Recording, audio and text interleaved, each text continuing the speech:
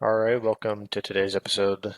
For those of you just joining, this is the Arc Agency. We specialize in helping B2B businesses scale their revenue. Today we have Zeynep, the CEO and co-founder of VendorBox. Thank you for being here. Thank you for having me.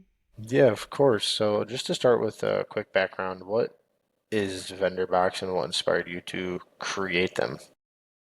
So, VendorBox is a tool that helps businesses select the right CRM tool for themselves.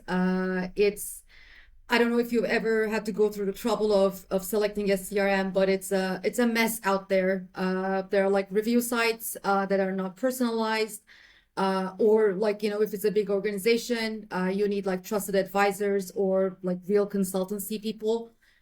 So we started VendorBox a few years ago to help startups and small businesses take that first step and pick the right CRMs that can scale with them. We just released we were doing everything manually, but we just released our product, like the fully automated version back in May.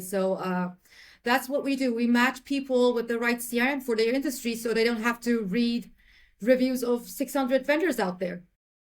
We have Yeah, done the heavy work for them. yeah, absolutely. That's great. Um, so then as the CEO, what would you say is your main role as of right now?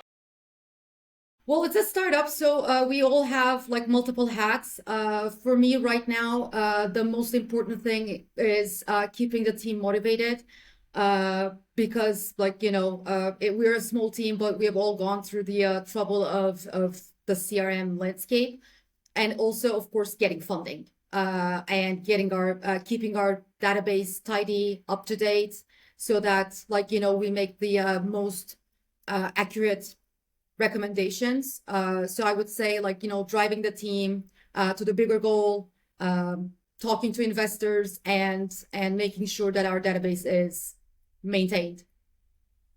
Yeah, I think that's great, and actually kind of led me into my next question, which is kind of the leadership portion of this talk we're about to have here. How do you manage to keep your team aligned and motivated? Well, actually, funny story. We are in our pre-seed round, and none of the team members, except for our two developers, none of them are getting paid. And this has been like a year now. So what I think by what keeps us motivated and what keeps us aligned is by reminding everyone really Mm. why we started in the first place. We've all gone through the consequences of having worked with a bad CRM that's not really compatible with the business. So we all understand the chaos around CRM selection. And two would be, and these are by the way my perspectives, but I also asked the team what their thoughts were just in case it came up. Uh, for me, the second one would be being super transparent.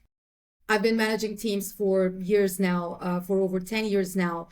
And like we celebrate our wins together, but when there's like a critical decision we need to make, I make sure that everybody is involved, like every stakeholder is involved, because like you can do something that can mess up what the growth team has been working on for months. So it's like a fine balance between like too many cooks versus Yeah, democracy.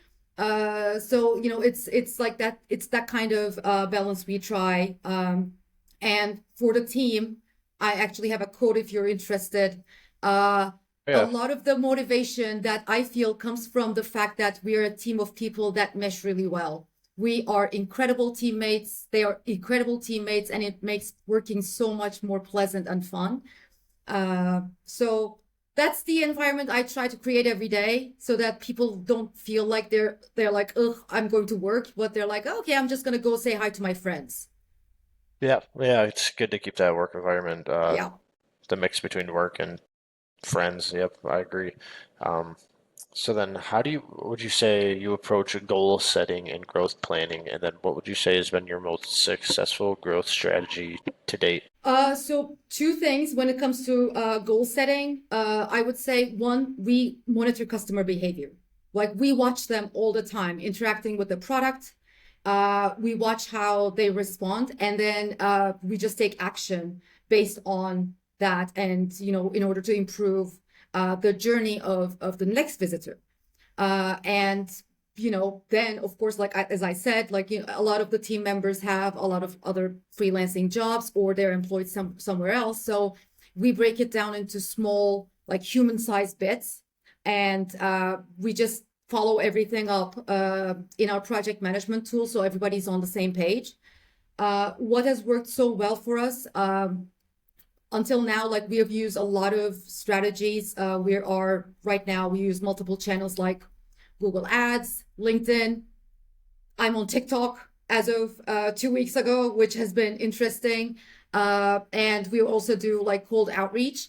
hmm But I would say the most important component has been content, creating lots of it. Like the vendor box as a product is unique, but CRM in and of itself is very convoluted. So creating lots of content, like we have blogs, we have customer success stories, we Yeah. have insights from like the industry highlights, a lot more content on our website, so that it's been critical for our SEO related adjacent growth strategy. So content, just lots of it, has been working really well.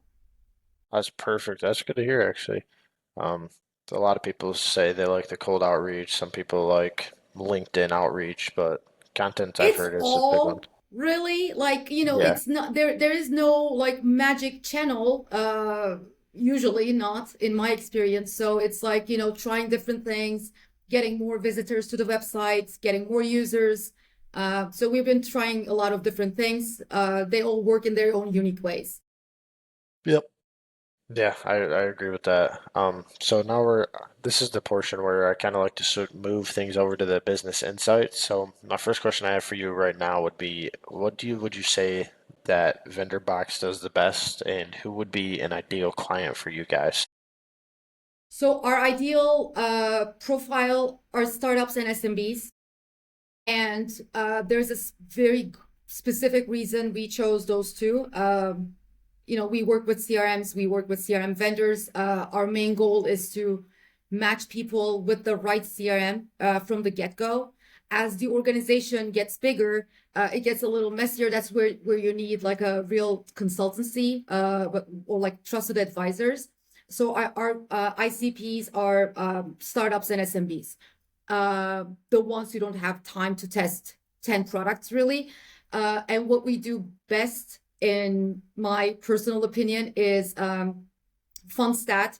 It takes businesses on average 11 weeks to select a CRM, like reading reviews, going to online review sites, testing products, and all of that. 11 weeks, that's a lot of time. So Yeah, what we do best is matching these people with the right CRM instantly. And that was like a long journey. We were doing everything manually at first. Now we have the algorithm ready. So, instead of like comparing tools, reading reviews, people now can just come to VendorBox, and that's what we do best. We match people with the right CRM. So yeah. yeah. I think that's great. The efficiency factor is probably will help make you guys stand out for sure.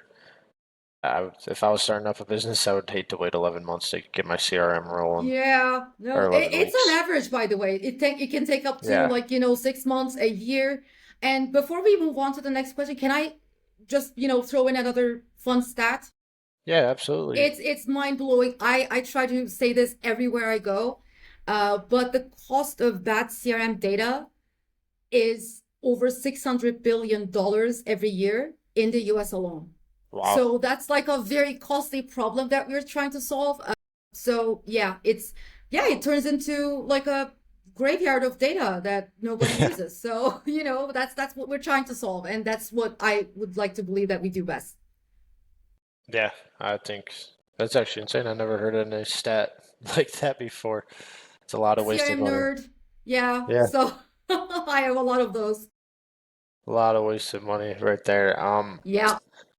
So then in this whole CRM technology industry, what have you been seeing any major shifts recently? If you're expecting me to say I will not. So, Okay. everybody says AI nowadays. It is one of the Yeah. major shifts. But for me personally, it's been awareness. Uh, like I've been working with CRMs, like I worked with tens of CRMs, and in my experience, like the board level thinking or like the leadership level thinking has always been like, okay, well, any CRM will do, or like, we're just gonna go with the most expensive tool and it's gonna solve all of our problems. Hmm. That's how you end up with $600 billion in losses in the economy. So Yeah. I can see that shift on the leadership level. Like, oh, okay, well, we need to. There is more granularity to this, and oh, okay, well, there are specific tools that are good for our industry versus it's just I see more and more leaders becoming aware of the fact that there are multiple factors that go into that. So AI is of course a big component. I wouldn't want to like dismiss that, but like again, just making the right decision comes from like top down, and it's been good. The awareness part. Yeah, for sure. That's a unique answer. I do get, I'd say probably 85% of people saying AI. So, so I like that. Um, so we kind of talked about your leads already, so I'll kind of stray away from that. You're big into the content creation. You found that to be very successful, so that's great. What would you say has been your biggest challenge in scaling or growing so far? Funny enough, it's actually what makes us unique. That is cutting down the time of selecting a CRM from 11 weeks to minutes. I don't know if you know, but there's this like urban legend, uh, like when Columbus first went to America, the indigenous people did not really like they saw the ships, but they did not really see them because they had never seen ships before. Yeah. So it did not register. So right now there's like a very big trust there was not anymore, but there was like this really big trust component to this because people were like 11 weeks versus like a few minutes. Like how were you doing that? How is that even possible? Hmm. How am I supposed to trust that you're making the right decision for me? Has been like it was the biggest challenge. That's why that's another reason we focus so heavily on content and like these efforts around our skill sets and our leadership and our expertise. Um, so that was like the biggest challenge. How do we build that trust? And the main reason for that is right now like the status quo is you go to a review site, you there are like some filters and then it says, okay, well, here are the best CRMs for your business, and at the very top you see an ad from that same vendor and it's like, really, like how is that possible? So there is like this trust issue with the users, and of course like I grant them that because like they start using it, it doesn't work out for their teams. So for us it was like, okay, we can do this in an unbiased fashion for you instantly. uh but it's starting to look like we have overcome that. Yeah. Well, that's great. But yeah, I kind of feel like that always comes with innovating something new. People are a little skeptical at first, but then once they see it Yeah, work, yeah. um, so then how has your sales process evolved over time? Like, do you guys currently, when you get, so you get someone is interested off of that content creation, do they go to the website and then immediately get like transferred to a sales representative, or how does that all work? It is fully automated. You just go to the website and just answer a few questions. Everything else is automated. We have done the heavy lifting for people. So like, what's your industry? What's your team size? What features? What are the critical features that you need? What is your what are like your growth expectations? Because a tool that is right for, I don't know, 5 people, a team of 5 people, what if it doesn't scale with you? And what if Hmm. you're like, expecting 100 people to be using the tool? So there are all of these like, filters and components that go into it. So in terms of like the process and how it has changed, I would say like it's twofold. One, like at first everything was manual. Before the algorithm, we had to make sure that we were actually making the best recommendations. So everything was manual. We were literally emailing people, asking them like, how many people are there? How many people will be using the product? Or like, what features do you need? What's your industry? And from that, now we have become fully automated. So that's one. And two, remember that like when I said it takes 11 weeks for like on a founder's salary that's like $25,000 roughly. So we were like, okay, well, instead of spending 25K worth of time, come to VendorBox and we'll do this for you for $350. But like it made sense at the time, but it really did not. These are startups. We are still like, I wouldn't give $350 unless it's gonna make me, I don't know, if the ROI is not, I don't know, $10,000. I'm not gonna pay that kind of money.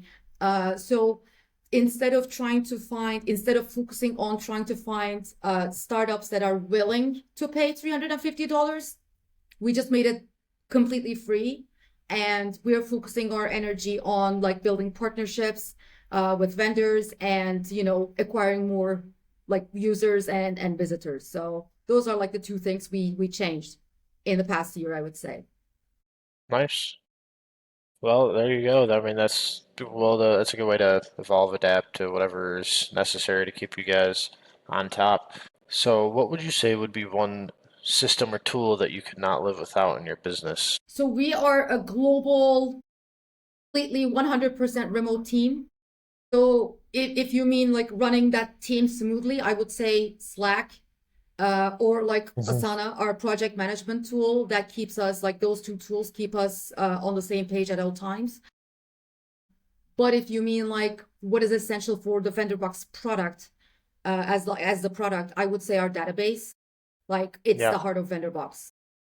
yeah, yeah. I think that's good. There's different ways we can go with that question, but I think you got them all really. Yeah. So, um, if I could give you this question's a little strange, but if I could give you a magic wand to improve one part of your business to not have to worry about it anymore, like that part's all set, what would that be? Tough one.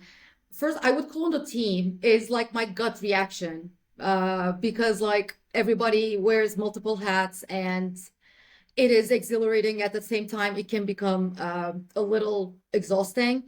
But since I'm essentially asking for more hands on deck, I think I would say funding, because we took the harder route of building the product, developing the product, and doing market validation with no funding except for the Hmm. pre-seed round, in a very convoluted space. So like I would swing that magic wand to just get our seed funding so I can get more hands on deck, so I can start like so we can start working on VendorBox full time as a whole gang. That's like I'm sure everybody like at this stage, like the pre-seed round stage, the magic wand would definitely, for me at least, would be the financial aspect. Yeah, I think that's great. That's a good. That's usually a little bit different direction too. Most people go, uh, a lot of people go lead generation there or something along that. But There are a lot of leads for us yeah. out there, like for CRM. Like I know people are looking for CRM. 60% of startups and SMBs buy a CRM within their first few years. So our leads Mhm. are there. It's just how do we cut through the noise and have like a proper marketing budget so we can improve the product, start paying people, and meet those leads where they are. So Yeah. And then so here's the closing question I always like to ask everybody. So what would you say your goals or your vision are for the next 6 to 12 months? 6 to 12. Tough one. Again, like closing the seed round would be ideal. And then by vendor box, we don't only mean fixing the CRM problem. There are other verticals like ERP. HR tools, project management tools. So I would love to expand. Like we started with CRM because that's where our expertise has been. Uh, but I would love to expand to those other verticals and then, start helping businesses in those aspects as well. Because CRM is only, it's the majority of like an enterprise software market. But there are so many other verticals out there, and we would love to fix that as well for people. Awesome. I think that's great. Before we end this, is there anywhere people can find you? Anything you want to shout out? Maybe the website, your LinkedIn, anything like that? Yep. Well, our website is vendorbox.io, completely free. And even if you don't need a CRM, like when we first launched the product, people were like, I already have one. Like, what do I do? It's like, okay, well, you can still find the alternatives there. So, or if you are looking for tips on how to implement a new tool, like it's like a CRM hub. Like it's we have a knowledge base, we have a lot of content around CRMs and like biggest challenges, all of that. We have comparison posts if you are wondering what is best for your business. So you can find us at vendorbox.io. My LinkedIn handle is Zeynep Oskasim. Or just search for VendorBox, and then I'm there as the listed as the CEO. But yeah, there's like a really dedicated team behind this effort. So once when they're watching this, I would love to just do a shout out to them as well, and thank everyone who has been investing time and money, and they've been so crucial. So thanks to everybody and to our listeners as well. All right, perfect. Well, I appreciate it, Zainab. I thought that was great, and I will talk to you soon. Amazing. Thank you. Bye.